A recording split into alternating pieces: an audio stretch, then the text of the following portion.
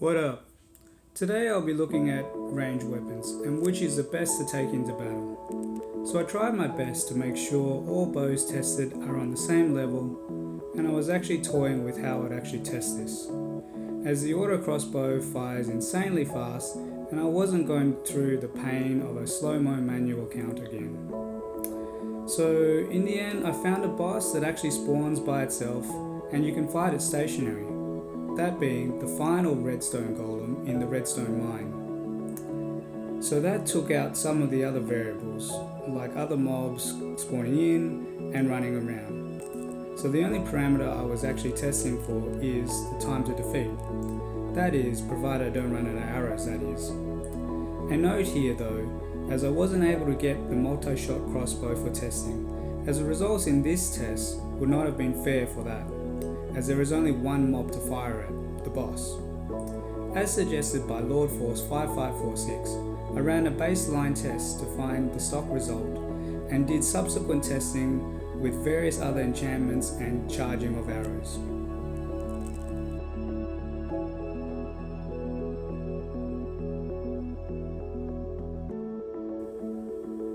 So as you can see from the testing footage, I stay stationary and fire my bow accordingly. It's just a waiting game at this point, and yes, I did do some maths to ensure the results were all the same. The boss actually fell after the same amount of damage was done every time. I started out with testing the crossbows, as they are the simplest ranged weapon available, in that they are pretty much point, hold the trigger, and shoot. You can hold the trigger and then watch it fire consecutively. I was also shocked to see the results though, as the auto crossbow won out most of the time, since the damage is almost minuscule compared with the likes of the imploding crossbow. The key factor though is the speed and the buff the auto crossbow gets. Another crucial factor in doing the test was the number of arrows used, as not all ranged weapons give the same amount of arrows, with the higher end bows generally yielding the least amount of arrows to use, and noting that this amount is not interchangeable.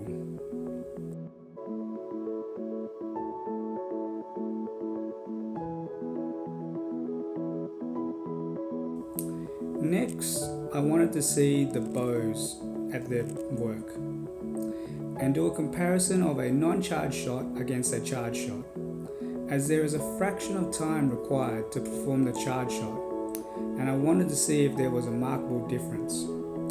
Another note here to add is that it's a repeated press of the trigger, as holding the trigger generates the charge shot. The Elite Power Bow performed as expected though, with the charge shot being about 15% faster. However, to my surprise, the lower end Master's Bow, the difference was negligible, with the uncharged shot actually winning out.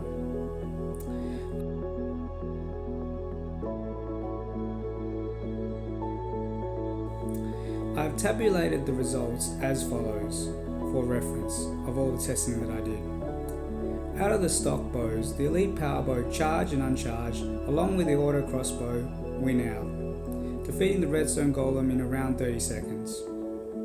The lower end range bows, and surprisingly the power crossbows, resulted poorly, taking twice as long. However, when these weapons are stacked with enchantments, the Elite Power Bow actually wins out, beating all others by a factor of around 2 at least. In the end, if there is moving involved and you have time to charge your arrows, then any bow is good. It just comes down to enchantments. But a word of caution, as there's a certain amount of speed threshold that will keep mobs and bosses at bay. Getting the right enchantments on a bow though can put you in a good place even on the lower end bows, as they have a good arrow supply to keep you in check, and the speed is also good for mob control. However, in the end though, my go-to bow is the auto crossbow. Despite being on the lower end of the damage range, It is the best stock bow to carry into battle, as it is a point, stand and shoot, as I mentioned earlier. It has an appropriate amount of boss and mob control with the speed, and has a substantial supply of arrows that should generally be good on any level or floor. That's all I have. Thanks for watching.